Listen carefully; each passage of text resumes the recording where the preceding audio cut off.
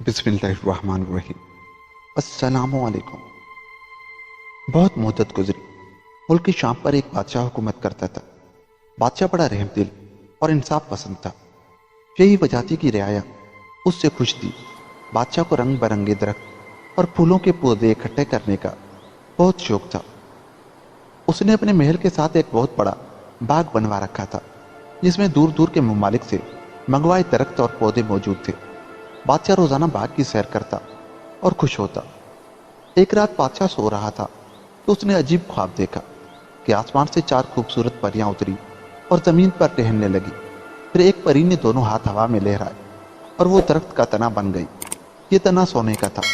अब दूसरी परी ने हाथ लहराए और वो दरख्त की शाखें बन गई। ये शाखें चांदी की थी। तीसरी परी ने भी ऐसा ही किया और पत्तों की शक्ल इख्तियार कर गई। पत्ते हीरे जवाहरात के थे। तीनों परियों की जगह अब एक इंतहाई खूबसूरत दरख्त खड़ा था, जिसके हीरे के पत्ते आपस में टकराते तो बड़ी दिलकश आवाज पैदा होती। अब चौथी परी की बारी थी। उसने हाथ लहराए और सुनहरी सेब बनकर शाखों से लटकने लगी। उसी वक्त तवे की तरह काला एक गिद्ध नमूदार हुआ और दरख्त पर बैठकर अपनी भद्दी आवाज में गाने लगा। गाना गाते हुए वो सुनहरी सेब खाता जा रहा था और उस शाख से उस शाख पर फुदक फुदक कर नाच रहा था। उसी वक्त बादशाह की आंख खुल गई। बादशाह की नींद अब उड़ चुकी थी। वो बेचैनी से ख्वाबगाह में टहलने लगा। उसके दिल में शिद्दत से ये ख्वाहिश पैदा हुई कि ऐसा अजीब और खूबसूरत दरख्त उसके बाग में होना चाहिए। सुबह हुई तो बादशाह ने शाही नजूमी को तलब किया और अपना ख्वाब सुनाकर पूछा, आखिर वो कैसी परियां थी, कहां से आई थी और उन्हें किस तरह हासिल कर सकता हूं, और इतने खूबसूरत दरख्त पर बैठने वाला काला गिद्ध क्या था। नजूमी ने फौरन हिसाब लगाया और बोला, जहां पनाह का इकबाल बुलंद हो, गायब का इल्म तो खुदा ही जानता है। जो उसने मुझे इल्म अता किया है उसके मुताबिक वो परियां कोकाफ के एक जालिम जादूगर की कैद में है। उसका नाम ढम जादूगर है। आपने दरख्त पर जो काला गिद्ध देखा था वो ढम जादूगर ही था। उसे मारकर परियों को हासिल किया जा सकता है। बादशाह ने फौरन ऐलान करवा दिया कि जो भी कोकाफ जाकर ढम जादूगर को मारकर 4 परियां आजाद करा के लाएगा उसे आधी सल्तनत दी जाएगी। सल्तनत की लालच में बहुत से नौजवान गए मगर ढम से न बच सके। बादशाह के वजीर का एक बेटा था जिसे बादशाह अपने बेटों की तरह चाहता था। वो बड़ा बहादुर और सच्चा और रहमदिल इंसान था।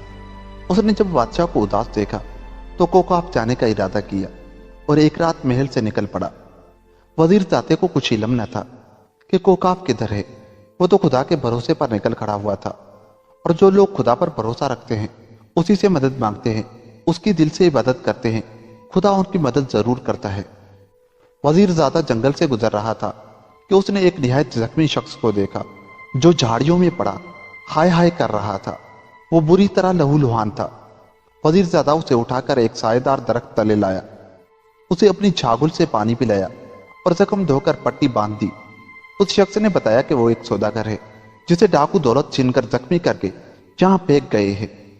उसके बाद उस शख्स ने पूछा, ए नेक दिल इंसान, तू इस भयानक जंगल में क्या कर रहा है।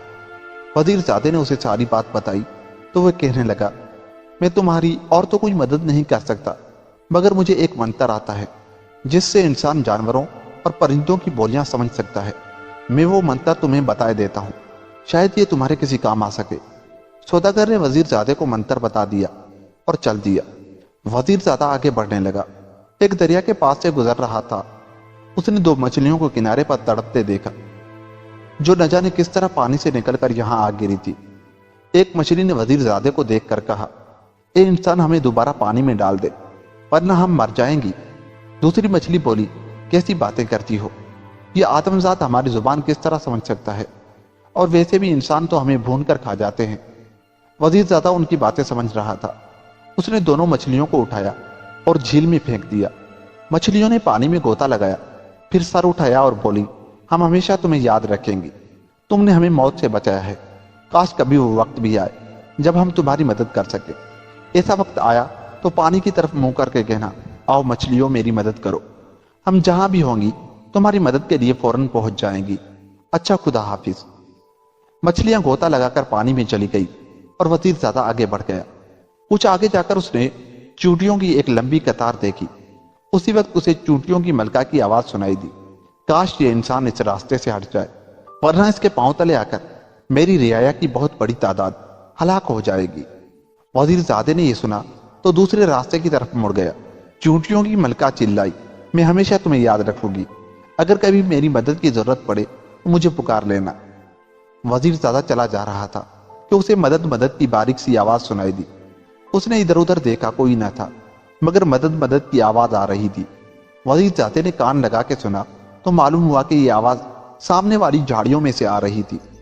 وہ اس طرف بڑھا تو دیکھا کہ ایک بونا انسان جھاڑیوں میں پھنسا ہوا ہے۔ یہ بونا انسان انگوٹھے کے برابر تھا۔ وزیر زادے نے اسے اٹھا کر ہتھیلی پر رکھ لیا۔ بونا کہنے لگا، میں اس جنگل کے بونوں کا بادشاہ ہوں، میری سلطنت ایک درخت کے نیچے واقع غار میں ہے۔ آج میں غار سے باہر نکل کر سیر کر رہا تھا کہ ایک چیل نے جھپٹا مارا اور مجھے پنجوں میں دبوچ کر لے اڑی۔ میں نے شور مچایا تو چیل نے گھبرا کے مجھے چھوڑ دیا اور میں ان جھاڑیوں میں آ گرا۔ میں یہاں سے خود نکل نہیں سکتا تھا۔ شکر ہے کہ تم آ گئے اور میری مدد کی۔ کیا میں تمہارے کسی کام آ سکتا ہوں؟ وزیر زادے نے اسے بات بتائی تو وہ کہنے لگا، اس ڈھم کی ایسی تیسی، میں تمہیں ایک چادر دوں گا۔ اس چادر کی خاصیت یہ ہے کہ اسے اوڑھ لیا جائے تو انسان سب کی نظروں سے اوجھل ہو جاتا ہے۔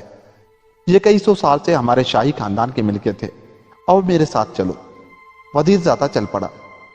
وہ ایک گھنے درخت تلے پہنچے تو بونا بادشاہ اپنی سلطنت میں چلا گیا، اور وہ جب واپس آیا تو اس کے ساتھ کئی بونے تھے جنہوں نے تلسمی چادر اٹھا رکھی تھی۔ یہ چادر رومال کے برابر تھی۔ وزیر زادے نے اسے لے کر جیب میں رکھ لیا۔ بونے بادشاہ نے ہی اسے کوکاف کا پتہ بتایا۔ منزلوں پر منزلیں طے کرتا، مشکلات کا مقابلہ کرتا وزیر زادہ کوکاف جا پہنچا۔ یہاں ایک عظیم الشان محل تھا جس کے سامنے دو جن پہرا دے رہے تھے۔ وزیر زادے نے فوراً بونوں والی چادر سر پر رکھ لی تاکہ جن اسے دیکھ نہ سکے، اور وہ اطمینان سے محل میں داخل ہو گیا۔ یہ ڈھم جادوگر کا محل تھا۔ جو ہی وزیر زادہ محل میں داخل ہوا، جادوگر کی مینا چلانے لگی، ڈھم ہوشیار، خبردار، محل میں باہر کا کوئی آدمی گھس آیا ہے، خبردار خبردار۔ ڈھم اس وقت پلنگ پر سو رہا تھا۔ ہڑ بڑا کر اٹھا، فوراً سامنے والی دیوار پر پھونک ماری۔ دیوار پر ایک کھوپڑی کی تصویر ابھر آئی جس کے منہ سے سرخ زبان لٹک رہی تھی۔ ڈھم چلایا، مقدس کھوپڑی کون ہے جو میرے محل میں گھس آیا ہے؟ وہ پہرے دار جنوں سے کس طرح بچ گیا؟ مقدس کھوپڑی کی زبان ہلی اور آواز آئی، ڈھم، وہ تو مجھے بھی نظر نہیں آ رہا، میں اس کی بو سونگھ رہی ہوں۔ وہ کوئی آدم ذات ہے، مگر اس کے پاس کوئی پوری رات طاقت ہے، تبھی تو وہ مجھے نظر نہیں آ رہا۔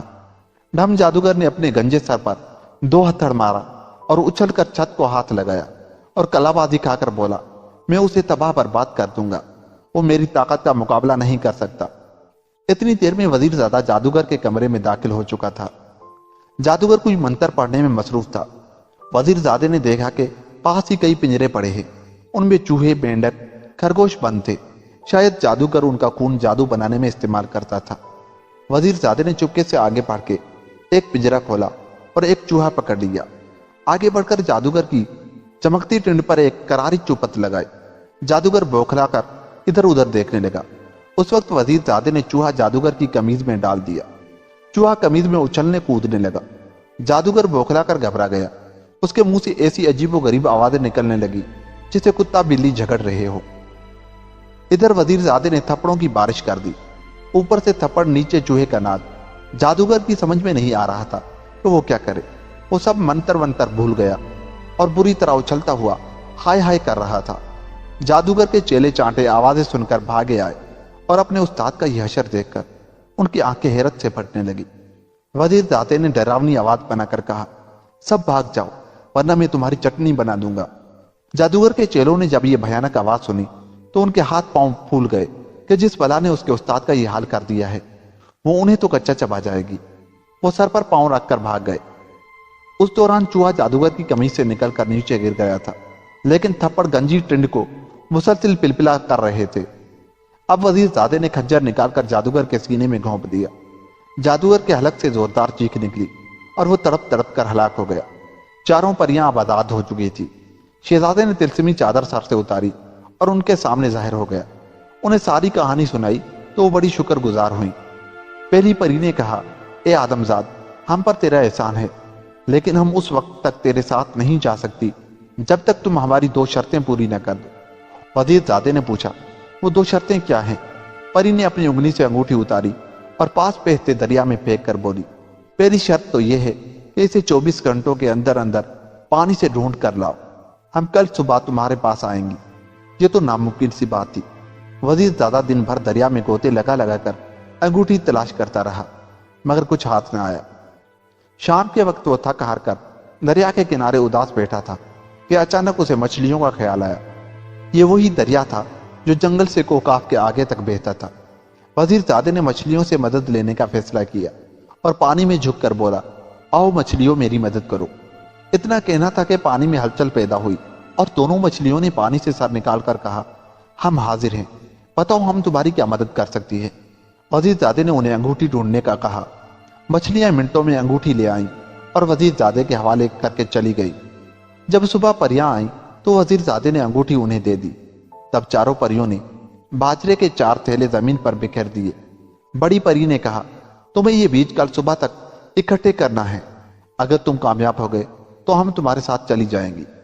वजीर ज़ादा सोचने लगा कि यह किस तरह हो सकेगा। कोई तरकीब उसकी समझ में नहीं आ रही थी। यह काम तो कई शख्स मिलकर भी एक दिन में नहीं कर सकते थे। वजीर ज़ादा ये सोचकर उदास हो गया कि वो ये शर्त पूरी ना कर सकेगा और नाकाम वापस जाएगा। यकायक वजीर ज़ादा उछल पड़ा। उसे चूटियों की मलका याद आ गई।